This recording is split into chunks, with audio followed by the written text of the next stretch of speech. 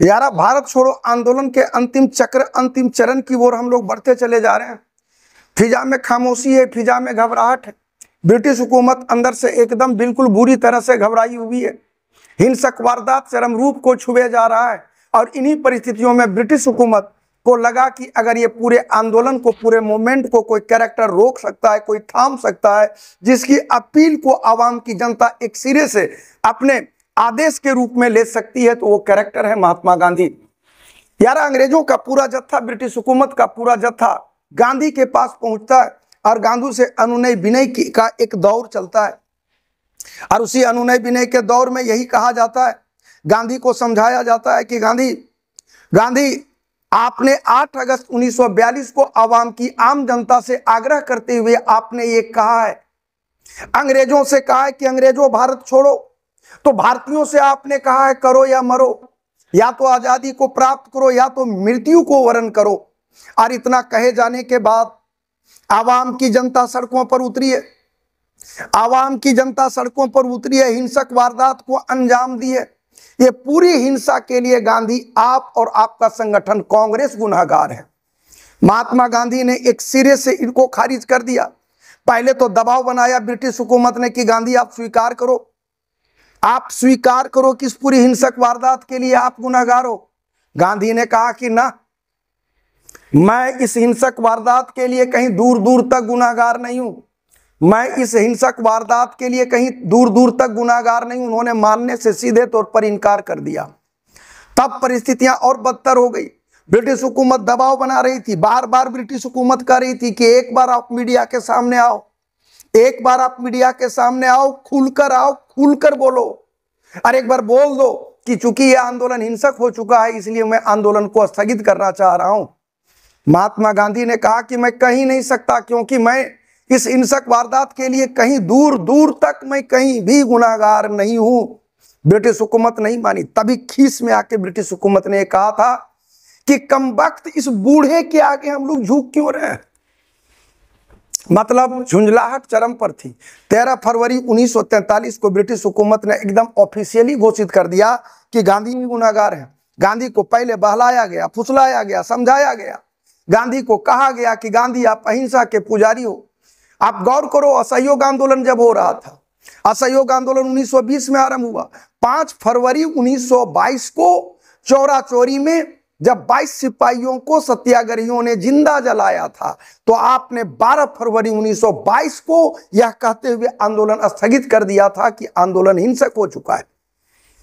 अब चूंकि 1942 का ये कालखंड है, धधकता हुआ राष्ट्र है, जलता हुआ राष्ट्र है, कहीं रेल की पटरी उखाड़ी जा रही है, कहीं ट्रेनों में आग लगाया जा रहा है, कहीं थाने में आग लगाया जा रहा है, डाकघरों में आग लगाया जा रहा है, सरकारी प्रतिष्ठानों को क्षति पहुंचाया जा रहा है। इन तमाम कांड के पीछे आपका देन है, आप गुनहगार हो। गांधी ने कहा कि मैं गुनहगार बिल्कुल नहीं हूं। गांधी के ऊपर जब दबाव बना, तब गांधी ने कहा कि पुलिसिया जांच करा लो। और जब ब्रिटिश हुकूमत जानती थी, ब्रिटिश हुकूमत ये जानती थी, बेहतर तरीके से जानती थी कि अगर पुलिसिया जांच हुआ तो फंसेगी ब्रिटिश हुकूमत, इसलिए उसने जांच कराने से ही सीधे इनकार कर दिया। तब गांधी 10 फरवरी 1943 को 10 दिन के उपवास पर बैठ गए। 10 फरवरी 1943 को 21 दिन के उपवास पर बैठ गए। उपवास रंग लाया यार। जैसे ही आवाम की जनता को इस बात की जानकारी मिली कि गांधी भूख हड़ताल पर बैठे हैं, अपनी बेगुनाही को प्रूफ करने के लिए बैठे हैं, यार यकीन नहीं होगा, आगा खां महल के इर्द गिर्द के तमाम ग्राउंड में भूख पर बैठने वाले सत्याग्रहियों का अंबार खराब भरा पड़ा था। देश का चौक चौराहा और कोने कोने पर बैठने वाले भूख हड़तालियों की तादाद चरम पर थी। ब्रिटिश हुकूमत ने इस मंजर की कल्पना नहीं की थी। इस जादुई नेतृत्व के संदर्भ में ब्रिटिश हुकूमत ने कभी सपनों में नहीं सोचा था कि ऐसा भी कोई व्यक्ति या व्यक्तित्व पैदा हो सकता है। सच्चे अर्थों में कहें तो गांधी एक युग है, गांधी एक दर्शन है। इतिहास के पन्नों में दूजा ही ऐसा कोई कैरेक्टर पैदा लेता है जिनके कथन का इतना व्यापक प्रभाव पड़ता हो। ब्रिटिश हुकूमत अब बेबस है, लेकिन भूख हड़ताल, ये भूख हड़ताल कोई साधारण भूख हड़ताल नहीं था। 1869 का जन्मा हुआ कैरेक्टर, 1869 में जन्मा हुआ कैरेक्टर 1942 में भूख हड़ताल को है। इमेजिन कर सकते हैं उस अवस्था में भूख हड़ताल पर बैठना, वो भी 21 दिन के भूख हड़ताल पर बैठना। यार आज के डेट में 1 जून अगर किसी को रोटी नहीं मिलती, भूख लगता है, तो पीड़ा को, तड़प को समझा जा सकता है। तो 21 दिन के भूख हड़ताल को कोई साधारण शब्दों में भला आपको कैसे समझा सकता है।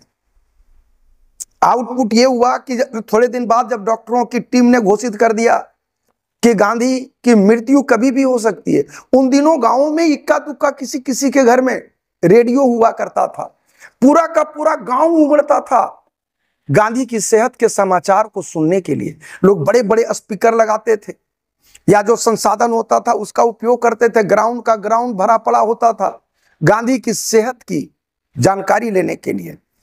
जबकि डॉक्टरों की टीम ने जब घोषित किया कि गांधी की मृत्यु कभी भी हो सकती है, ब्रिटिश हुकूमत के हाथ पांव फूलने शुरू हो गए थे। कारण साफ था कि अगर कुछ भी होता हो तो इसके लिए गुनाहगार तो ब्रिटिश हुकूमत ही होगी। इस डर से ब्रिटिश हुकूमत के हाथ पांव फूलने शुरू हो गए थे कि बाप रे, अब हम लोग क्या करें।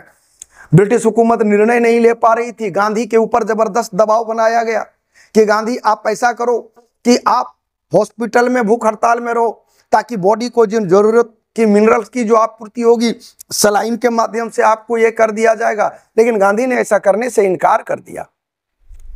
गांधी ने ऐसा करने से इनकार कर दिया। तब ब्रिटिश हुकूमत को लगा कि अगर गांधी की कहीं सचमुच में मृत्यु हो जाती है, जो आशंका चरम पर थी, यार ब्रिटिश हुकूमत के पास तोप है, गोला है, बारूद है, सैनिक है, पुलिस है, सब है, लेकिन इस निहत्थे बूढ़े के आगे उन्नत मस्तक है। जानते हो आगा खां महल में चंदन, घी, चंदन की लकड़ी, घी, कफन की पूरी व्यवस्था कर ली गई और ये सोच लिया गया कि अगर इनकी शहादत हो जाती है, मृत्यु हो जाती है, तो इनके पार्थिव शरीर को यहीं अंतिम संस्कार कर दिया जाएगा। क्योंकि उन लोगों को जानकारी था कि गांधी का पार्थिव शरीर जिन गलियों से होके गुजरेगा, वहां से कसम से भूचाल खड़ा होगा, वहां पर तूफान खड़ा होगा, जिसको रोक पाना ब्रिटिश हुकूमत के बलबूते के बाहर की बात होगी। परिणाम यह हुआ कि ब्रिटिश हुकूमत अंदर से दबी हुई है, डरी हुई है, घबराई हुई है। क्योंकि गांधी का स्टेटमेंट साफ था कि मैं इस पूरे हिंसक वारदात के लिए स्वयं को गुनाहगार घोषित कर लेता, मान लेता, तब जब आप 1920 की तरह हमको खुले छूट दिए होते, या मैं जेल से बाहर होता, मैं कार्य योजना बनाया होता, लोगों को कहा होता, जैसे 1920 में हमने कहा कि बच्चे स्कूल नहीं जाएंगे, युवा तबका कॉलेज नहीं जाएगा, वकील वकालत को छोड़ेगा, नौकरी पेशा वाले लोग नौकरी को छोड़ेंगे। अगर इस तरह की कोई बात हमने कहा होता, कोई कार्य योजना दिया होता, जैसे 20 में दिया, जैसे 1930 में दिया, और मेरे कथनों का उल्लंघन करते हुए लोग हिंसा का सहारा लिए होते, तो मैं निश्चित रूप से इस हिंसक वारदात के लिए खुद को गुनाहगार मान लेता। लेकिन तब जब 8 अगस्त की शाम को मैंने भाषण दिया, आपसे भी तो अपील किया कि अंग्रेजों भारत छोड़ो, भारत के युवाओं से और भारतीयों से अपील किया कि या तो आजादी को प्राप्त करो या तो मृत्यु को स्वीकार करो, तो इसमें मेरी कार्य योजना है कहां? जापानी शक्ति के आगे आप हार रहे हो, इसमें गांधी गुनाहगार है कहां? महंगाई चरम पर पहुंच गया है, इसके लिए गांधी गुनाहगार है कहां? बेरोजगारी चरम पर है, इसके लिए गांधी गुनाहगार है कहां? आपकी पुलिस बर्बरतापूर्ण बर्ताव करती, इसके लिए गांधी गुनाहगार है कहां?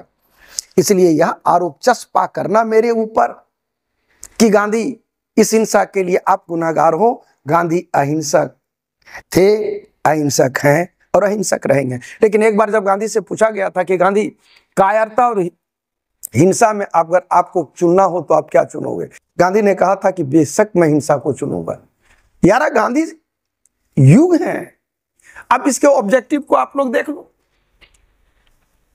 1943 में पूरा दोष गांधी पर मढ़ा गया, निष्पक्ष जांच की मांग गांधी ने किया।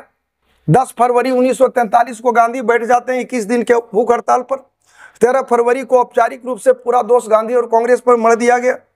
और उसी का दबाव का परिणाम था जब गांधी भूख हड़ताल में बैठे तो 3 कैरेक्टर, मोदी, अन्य और सरकार, मोदी, अन्य और सरकार, इन्होंने वायसराय की कार्यकारिणी से इस्तीफा दे दिया। तो ये थी गांधी का ये चीज कहना कि गांधी अहिंसक थे। गांधी के भूख हड़ताल आगा खां महल में जो उभर कर सामने आया, ब्रिटिश हुकूमत के सामने जो नजरिया आया, उसका नजारा यही था। अब मैं मिलता हूं नेक्स्ट एपिसोड में। वीडियो समाप्ति की ओर है। आप लोगों को इस अंदाज में पढ़ने का फ्लेवर अगर अच्छा लग रहा होगा तो वीडियो को लाइक, शेयर और सब्सक्राइब निश्चित कर दें। इन्हीं शब्दों के साथ मैं आपका टाइगर सर उर्फ राजेश सर, जय हिंद, जय भारत।